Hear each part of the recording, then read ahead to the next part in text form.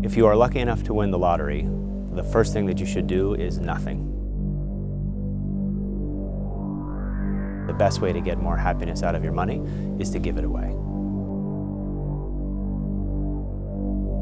We see in our research that people are spending too little money on other people, and they're also actually spending too little money on experiences.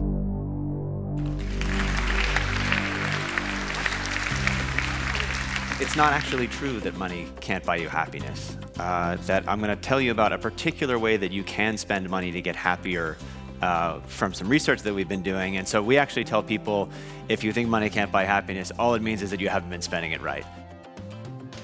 To Dutch people who think that money can't buy happiness, I'd say that it can buy happiness. It's just that often the way we spend our money isn't the best way to get more happiness out of it. And if you change your life very, very slowly, so imagine keeping your life almost exactly the same, but maybe getting a slightly better car, and then the next year getting a slightly better car. Instead of getting used to being rich, you actually, every year you feel all over again like you're winning. And when you do that, you can get actually more happiness out of your money over time. Instead of basically changing your life from nothing to everything when you win the lottery, that tends to not be as good a strategy. So they spend so much money on stuff, that's such a big percent of what they do with their money, that they have very little left to spend on experiences which make people much happier, and other people which make people much happier. So one experiment that we did, this was in Vancouver, at the University of British Columbia. We had some of our research assistants go out on campus with envelopes filled with money and stop people on campus and say, would you be in an experiment today? And if they said yes, we said, answer some questions about yourself, and we also said, how happy are you? And they told us. Then we gave them an envelope. And inside the envelope, there was a slip of paper that said, for some people, by 5 p.m. today, spend this money on a bill, an expense, or a gift for yourself. And other people got an envelope with a slip of paper inside that said, by 5 p.m. today, spend this money on a charitable donation or a gift for somebody else. So in one case, we're encouraging people to spend the way they usually do on themselves, and in this other case, we're making people spend on somebody else instead of on themselves.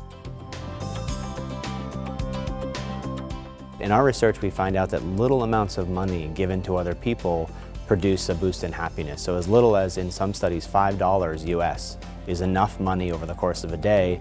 If you spend it on yourself, you don't get happier. If you spend it on somebody else, it could be a gift, it could be giving it to a homeless person, it could be to a charity. That's enough money to make you happier that day. So we tell people that when you get a lot of money, your instinct is to run out and buy everything you've ever wanted. A new car, a new house. Some people buy a new island in the middle of the ocean if they win a lot of money. And when you do that, what happens is you change your life so quickly that you adapt to that new money, and then it's as though your life never changed. It is better, in fact, to spend on people closer to you, in part because when you spend on people close to you, they say thanks and they smile. And smiling and saying thanks is a nice interaction that we're having.